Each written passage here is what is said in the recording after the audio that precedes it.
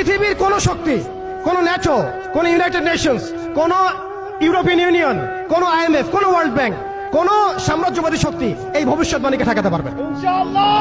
আপনি ওদেরকে চেষ্টা করতে দেন, সারা পৃথিবীর সমস্ত মুসলমানকে যদি এখন তারা মেরে ফেলে, তবু এই অকাট্য ভবিষ্যৎবাণী ইনশাআল্লাহ তাআলা তারা পাল্টাতে পারবে না।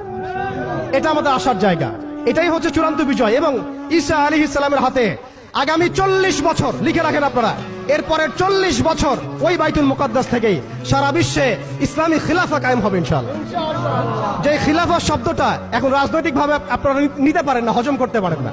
আমি জানি আপনারা জানেন না, অনেকেই এটা অজ্ঞতার কারণে হতে পারে, তারা হয়তো জানেন না, আমরা জানাতে এসেছি। এই যে খিলাফা শব্দটা তারা নিতে পারে না, এই খিলাফাই হবে পৃথিবীর শেষ শাসন ইনশাআল্লাহ তাআলা।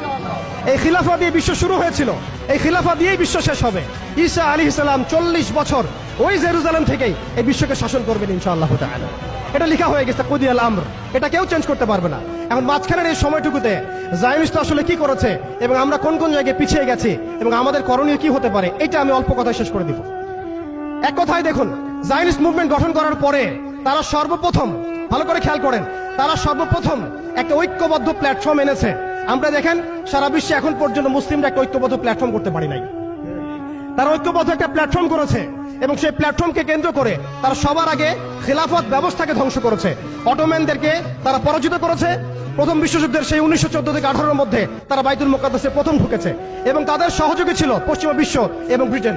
আজকে আমরা ইসরায়েলের এগেইনস্টে কথা বলি ঠিকই, কিন্তু পশ্চিমা বিশ্বের এগেইনস্টে আমরা কথা বলতে পারি না। আমরা ব্রিটেনের এগেইনস্টে কথা বলতে পারি না। আজকে আমরা ইসরায়েল বিরোধী কথা বলি ঠিকই, আমেরিকার এগেইনস্টে আমরা কথা বলতে পারি না।